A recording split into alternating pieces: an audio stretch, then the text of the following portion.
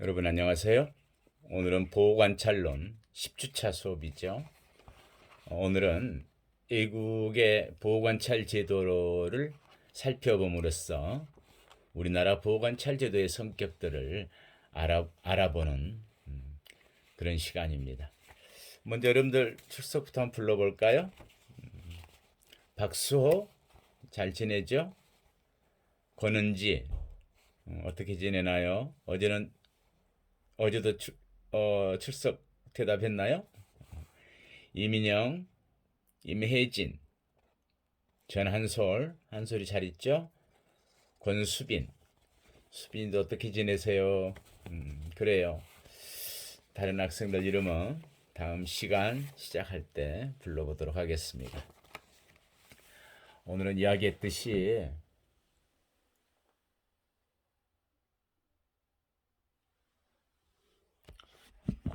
외국의 보호관찰 제도에 대한 태동, 변청 과정, 어떻게 운영되는지, 법률적으로 어떻게 근거가 되었는지 이런 걸 살펴보는 거예요. 그러한 어떤 최근의 동향이나 특징을 안다는 것은 우리 보호관찰의 성격을 알고 우리가 어떻게 보호관찰을 운영해야 되겠다라는 어떤 정보나 자료를 주게 되겠죠. 그런데 오늘은 몇 가지 할 이야기들이 좀 있어요. 먼저 제가 되게 담론 그랬는데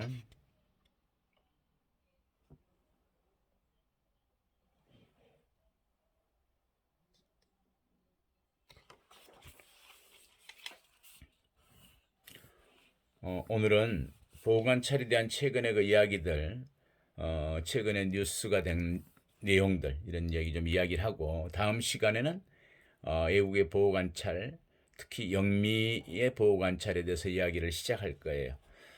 다음 주까지 이야기가 되겠죠. 외국의 보호관찰은. 그리고 다음 시간에는 여러분들에게 제 2차 레포트가 주어집니다. 먼저 우리가 고위험성 범죄자들, 고위험성 성범죄자.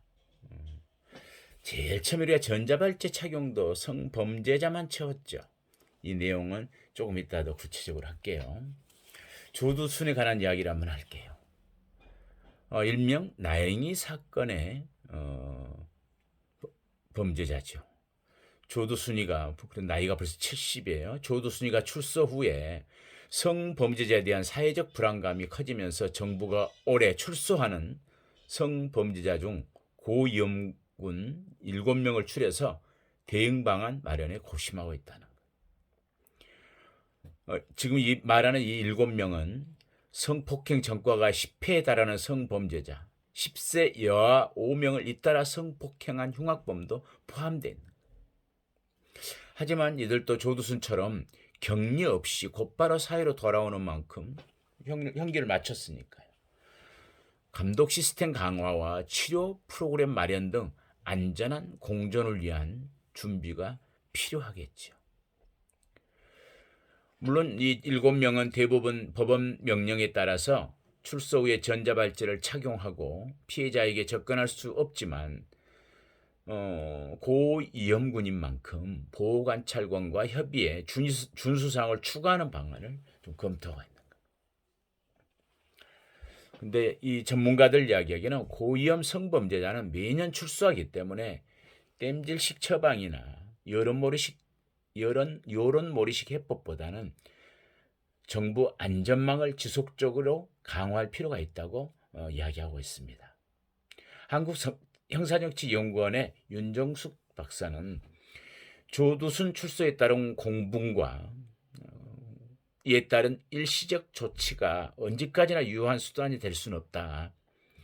전자장치 감시 관리를 강화하는 동시에 미안합니다.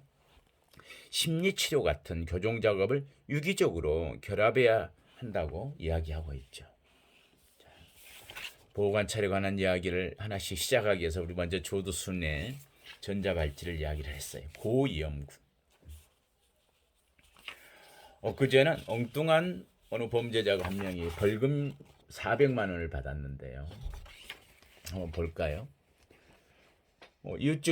이웃집 개가 자신을 향해서 짖었다는 이유로 개 주인집 대문에 살인미수로 내가 7년 살았다. 시비 걸지 마라. 라는 메모를 붙인 남성이 1심에서 벌금형을 선고받았대요. 이 사람은 지난 5월 달에 10시쯤 귀가하다가 이웃 주민 A씨가 기르는 개가 자신을 향해 짖자 A4 용지에 손글씨로 그렇게 써놨다는 거예요. 살인미수로 징역 7년을 살고 나왔으니 시비 좀 걸지 마라. 착하게 살고 싶다. 현관문에 붙였다는 거죠. 이를 본 A씨가 항의하자 쌍소리를 하면서 나 착하게 살고 싶다. 나한테 시비 걸지 마 등 그런 말을 하면서 이협을 했다는 거죠.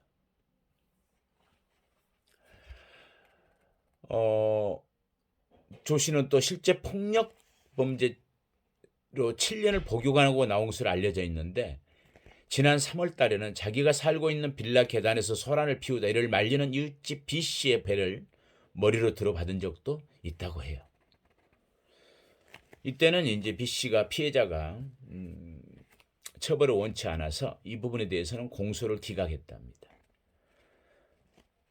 그런데 이제 지난달 열린 결심 공판에서 경찰은 조 씨는 폭력범죄 전과가 있음에도 재범을 저지르는 등 엄벌할 필요성이 있다고 징역 10개월을 구형했었대요.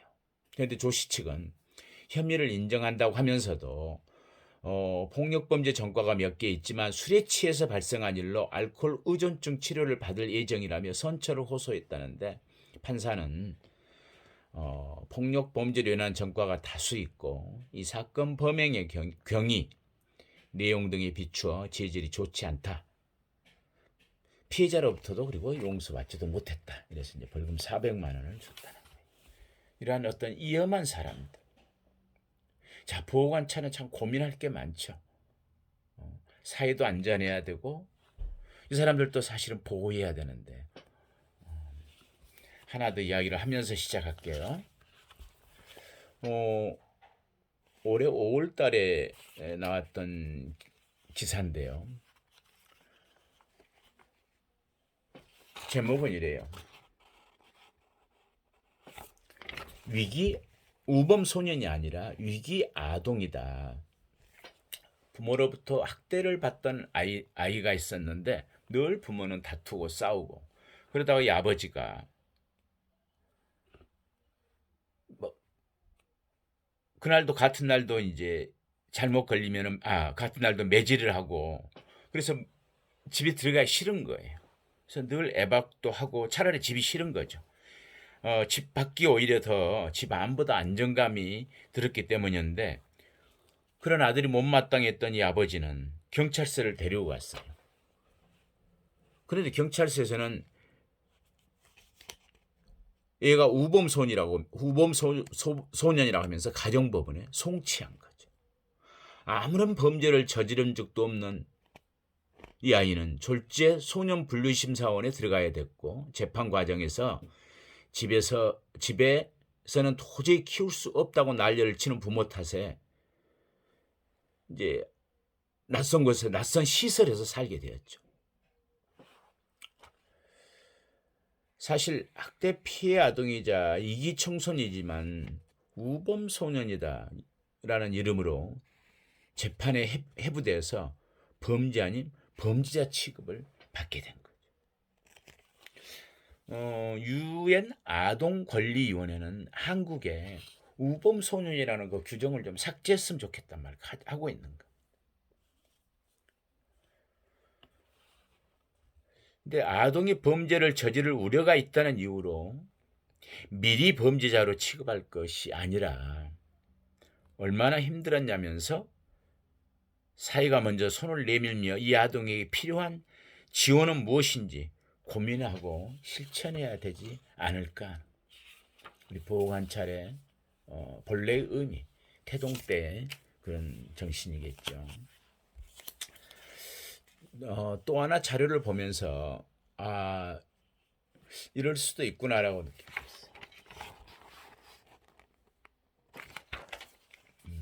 여러분들 자료에도 죄가 없어도 소년원에 가는 아이들, 여기서 저도 통고제도란 말을 들었는데요. 범행을 저지르지 않았는데도 소년원 신세를 지게 되는 경우들이에요. 자, 보면은 이래요. 출생 직후 부모에게 버려진 A양, 18살 먹었네요. A양은 15세였던 2018년부터 2년 동안 소년원에 있었어요. 범죄를 저질러서가 아니었고 A양은 시설, 보육원을 이탈했다는 이유로 처음 법정에 섰고, 밥을 먹지 않으면 화장실에 가둬서 억지로 먹게 하는 등 보육원에서 벌어진 학대를 피하기 위해서 도망쳤는데, 법원은 이 A양에게 일상생활을 감독받는 보호관찰 처분을 내리고 원래 있던 보육원으로 돌려보냈었죠. 이후에 A양은 보육원을 반복적으로 벗어나려다가 보호관찰 위반 등을 또 이후로 결국 2년 동안 소년원 신세를 지게 된 거예요. 무슨 죄를 졌나요? 이런 이유는 뭐냐면 범행을 저지르지 않았는데도 소년원 신세를 지게 된 것은 통고제도 때문인데, 통고제도는 보호자 또는 학교, 사회복리시설, 보호관찰소의 장이 경찰 등 이렇게 수사기관을 거치지 않고 직접 사건을 법원에 접수시키는 걸 통고제도라고 합니다. 문제는 이 제도의 근거에서 범죄를 저지르지 않았는데도 범죄를 저지를 우려가 있는 우범 소년이라는 이유만으로 소년을 법정에 세울 수가 있는 거예요. 조금 전에 이야기했던 그런 경우. 정말 위기의 아이들을 우범 소년으로 몰아가는 우리의 그 시스템들. 우범 소년이 법정에 서는 사례는 지난해에는 198건, 올 상반기 124건 등 2013년 이후 매년 100건 이상씩 접수되고 있대요. 그러니까 전문가들 사이에서는 통고제도가 낙인처럼 작용해서 우리 사회에 사각지대에 있는 아이들을 제도권 밖으로 내몰고 있다는 지적이 그래서 나오고 있습니다. 국가인권위원회도 최근에 우범소년이라는 법적 개념이 통고제도와 결합해서 관리가 어려운 아동을 시설 또는 학교 밖으로 쫓아내기 위한 수단으로 오남용되고 있다고 지적하고 있습니다. 근데 이건 처음에는 일탈하거나 어떤 비행에 빠진 청소년을 보호할 목적으로 했는데, 지금은 오히려 애들을 제도권에서 또는 어떤 가정이나 어떤 시설들에서 쫓아내는 역할을 오히려 하고 있다. 자, 몇 가지의 어려운 보호관찰과 관련된 어려운 상황들에 대한 이야기였죠. 오늘 제가 특별히 하고 싶었던 이야기가 있어요. 먼저 한 가지 좀 소개를 하고요.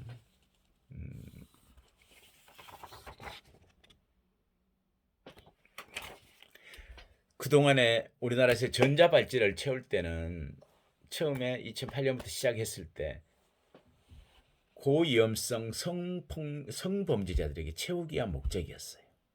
왜냐하면 위험하기도 하지만은 성범죄가 다른 범죄자에 비해서 재범률이 높아요. 그래서 전자발찌를 채워서 사회를 안전하게 하겠다 했는데, 물론 그런 관계에서 초기에 효과가 있었죠. 효과가 있죠. 그러자 이제는 강도 살인에게도 흉악범들에게 전자발찌를 선택적으로 선별적으로 채우기 시작했어요. 그 이후로 일정 기간 동안 2010년 8월 15일 이후에 지금까지 성폭력 사범은 가석방은 불허하고 있거든. 자, 그래서 보호관찰부 가석방에서 성폭력 사범이 다 불허됐는데, 출소 후에도 위험하면 조두순이처럼 전자발찌를 채우고 가택구금 또 접근 금지 이런 명령을 내릴 수가 있는 거죠. 보안 처분의 성격으로. 그런데 최근에 깜짝 놀랐던 게 어느 아는 지인을 통해서 출소한 한 변호사를 만났어요. 이 사람은 검사를 거쳐서 변호사 개업을 했던 사람인데 어찌되었건 본인은 억울하다고 하지만 뭔가 무리한 어떤 수임료 이런 쪽에서 보호관찰법 위반으로 생활을 하다가 출소를 했어요. 가석방으로 나왔어요. 만나서 이야기할 기회가 있었는데 며칠 전에 머뭇머뭇하더니 헤어지는 시점에 너무 힘들대요. 그래서 아직 적응하려면 시간이 좀 걸리겠죠. 저는 의례적인 인사였는데 전자발찌를 차고 있다는 거예요. 깜짝 놀랐어요. 아니 전자발찌를 차다니요. 성폭력 사범하고 흉악범에게만 채웠던 전자발찌를 왜 변호사님이 차고 있는 거죠? 깜짝 놀랐습니다. 제가 그동안에 법이 개정된 걸 모르고 있었어요. 퇴직 후 이 보호관찰론 강의를 하면서도. 그래서 법무부에 알아봤더니 보호관찰 등에 관한 보호관찰 등에 관한 법률 개정이 작년 2월 4일 날 있었던 거예요.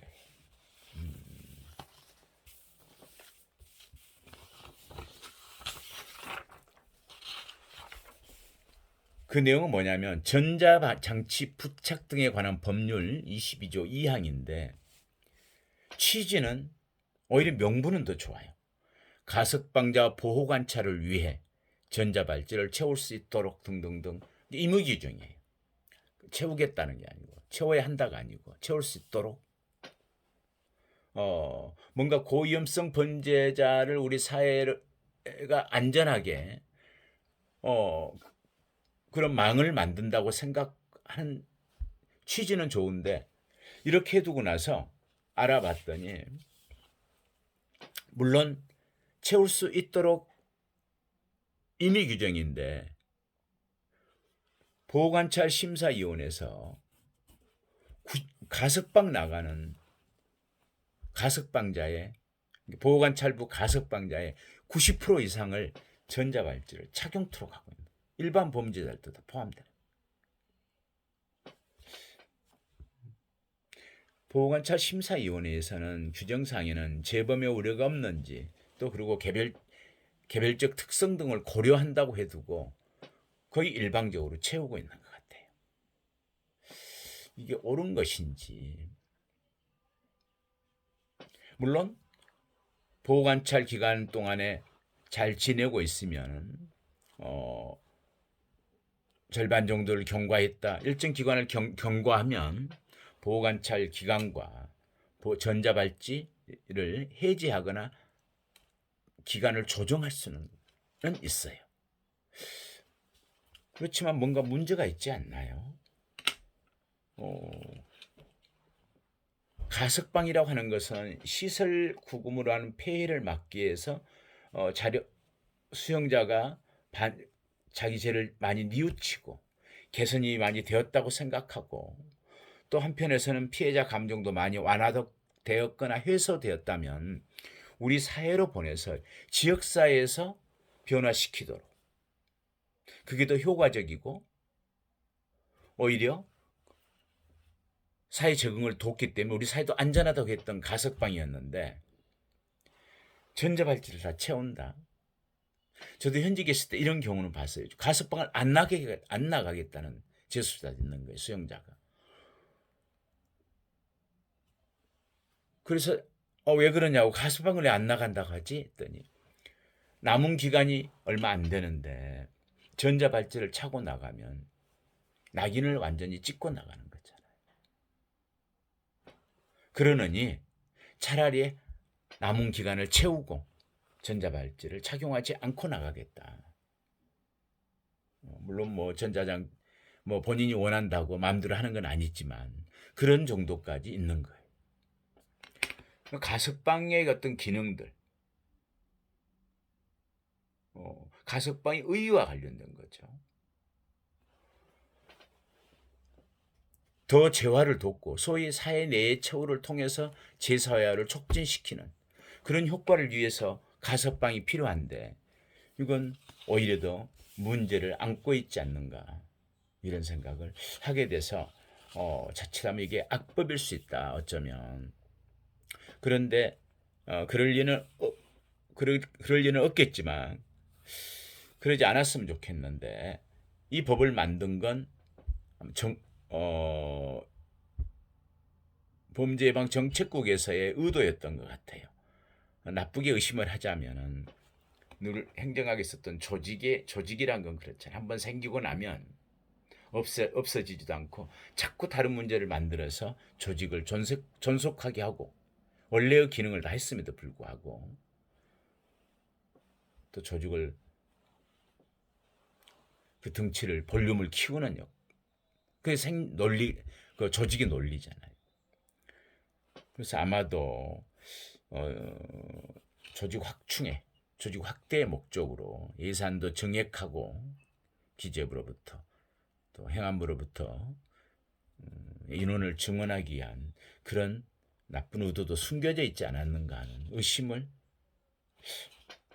하게 돼서 이걸 좀 더 파악해 볼 생각입니다. 여러분들 생각은 어떤지 모르겠어요. 하나 좀 또 알려드릴 일은 여기와 관련해서 한국교정학회 학술대회가 있어요.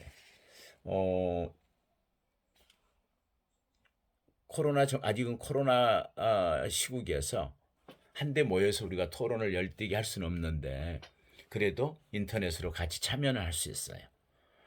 문제는 근데 이번에 주제가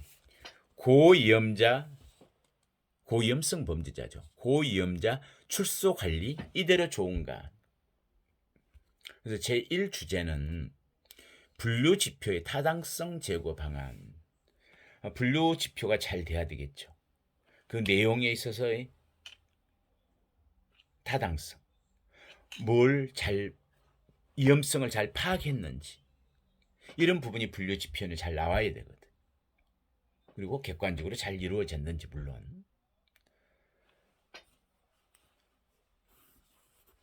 그래서 이제 수용자의 재범 예측을 중심으로 분류 지표를 잘 살펴보겠다. 이 문제는 이야기했듯이 고위험성 범죄자들에 대한 관리가 허술하지 않은가, 또는 보다 더 효과적으로 관리할 수 있도록 지표부터 잘 되어 있는가 이걸 검토해보는 1주제입니다.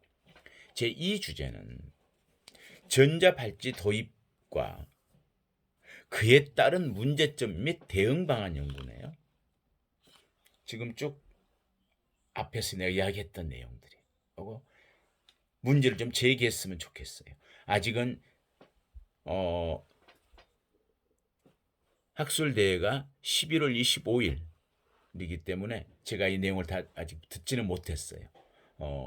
발제자가 발표하는 사람이 어떤 의도로 어떤 이야기를 하고 있는지는 자료를 받게 되면 다시 그때 여러분들에게 소개를 할게요. 그런데 여기는 제목은 교정시설의 과밀 해소를 중심으로 전자발찌를 도입한다 이런 걸 보니까 뭔가 모든 출소자에게 전자발찌를 채우고 뭔가 보다 더 강화하고 보안처분적이고 이런 성격은 좀 아닌 것 같아요. 전자발찌를 확대하는 것이 형사정책적으로 바람직할까요? 우리 사회를 안전하게 하는 방법으로서 최선일까요? 이 부분에 대한 고민이 생깁니다. 전자발찌 문제는 지금 전 세계가 거의 다 도입하고 있기 때문에 이 문제를 먼저 이야기했습니다. 다음 시간에 만나요.